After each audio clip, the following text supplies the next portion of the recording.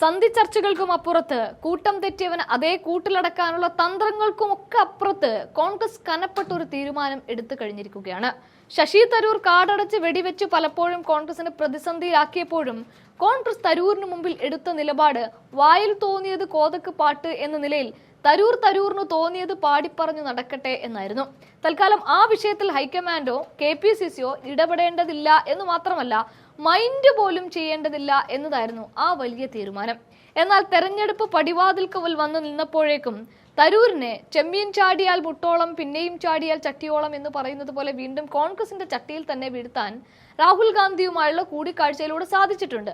എന്നാൽ തരൂരിന് കിട്ടിയ ഒരു ലൈസൻസ് അത് മറ്റെല്ലാ കോൺഗ്രസ് നേതാക്കന്മാർക്കും അനുവദിച്ച് നൽകിയിട്ടില്ല.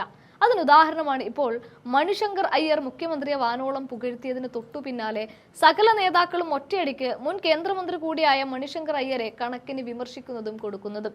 ഇവിടെ ഏറ്റവും ശ്രദ്ധേയമായ ഒരു പറച്ചിൽ പറഞ്ഞത് കോൺഗ്രസിന്റെ യുവ നേതാവായ ജിൻഡോ ജോണിന്റേതായിരുന്നു. ഈ അലവലാതിയെ ഇനിയും ചുമക്കണോ?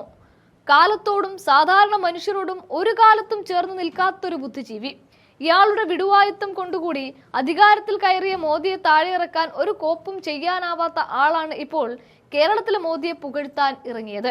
ഇയാൾക്ക് കേരളത്തിലെ മനുഷ്യർ അനുഭവിക്കുന്ന ദുരിത ജീവിതത്തെക്കുറിച്ച് എന്ത് തേങ്ങയാണ് അറിയാവുന്നത്?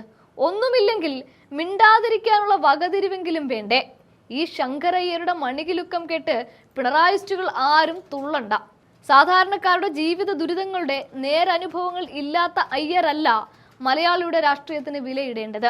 അയ്യറാണ് ശരിയെങ്കിൽ ഈ സർക്കാരിന്റെ തെമ്മാടിത്തരങ്ങൾക്കെതിരെ നിരന്തര സമരങ്ങൾ ചെയ്ത് അതിക്രൂര മർദ്ദനങ്ങളും ജയിൽവാസങ്ങളും കേസുകളും നേരിടുന്ന കോൺഗ്രസ്, യൂത്ത് കോൺഗ്രസ്, KSU, മഹിളാ കോൺഗ്രസ് പ്രവർത്തകരുടെയൊക്കെ പോരാട്ടങ്ങൾ തെറ്റാകേണ്ടേ?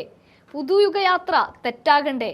ലോക്സഭ, നിയമസഭ ഉപതെരഞ്ഞെടുപ്പുകൾ, തദ്ദേശ തെരഞ്ഞെടുപ്പുകൾ ഒക്കെ CPMനെ തോൽപ്പിച്ച കേരളത്തിൽ സാധാരണ മനുഷ്യർ തെറ്റായിരുന്നോ? ഒരിക്കലുമല്ല. മണിശങ്കർ അയ്യർ തന്നെയാണ് തെറ്റ്. ജിൻഡോ ജോൺ പറഞ്ഞു വെക്കുന്നതാണ് തന്റെ ഫേസ്ബുക്കിൽ. ഇത് തീർന്നില്ല.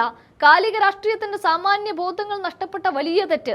അയ്യരും അയ്യരുടെ വേണ്ടപ്പെട്ടവരുമല്ല, എന്റെ സഹപ്രവർത്തകരും സുഹൃത്തുക്കളുമാണ് പിണറായി വേട്ടയുടെ പക അറിയുന്നത്.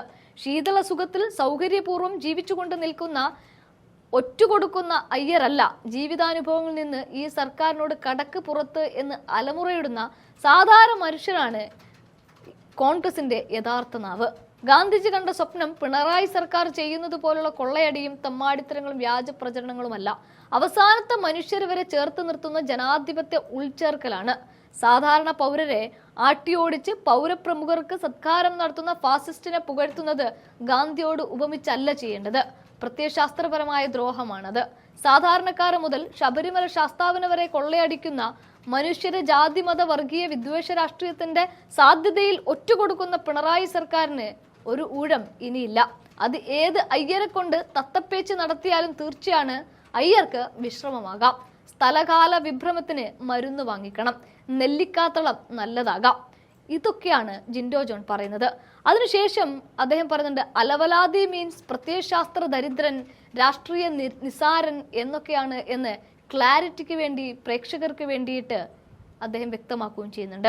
എന്നാൽ ഇതേ സമയം മുഖ്യമന്ത്രിയെ ഗാന്ധി എന്ന് പറയാത്തത് തന്നെ ഭാഗ്യമെന്നാണ് മണിശങ്കർ അയ്യർ പാർട്ടിയിൽ ഇല്ല എന്നുമൊക്കെയാണ് അയ്യരുടെ പ്രസ്താവന ചടങ്ങിന് വിളിച്ചതിന്റെ ഉപകാര സ്മരണയാണ് ഇത്തരത്തിലുള്ള പറച്ചിലൊക്കെ എന്ന് പറഞ്ഞ് രമേശ് ചെന്നിത്തലയും രംഗത്ത് വന്നു. ഇത് തന്നെയാണ് KC വേണുഗോപാലും ആവർത്തിക്കുകയായിരുന്നു. 24 മണിക്കൂർ തികയുന്നതിന് മുൻപേ തന്നെ കോൺഗ്രസ് മണിശങ്കർ അയ്യരുടെ കാര്യത്തിൽ കൃത്യമായ നിലപാട് വ്യക്തമാക്കുന്ന കാഴ്ചയും നമ്മൾ കണ്ടു. അതായത് കടക്ക് പുറത്ത് എന്ന് തന്നെയായിരുന്നു അത്.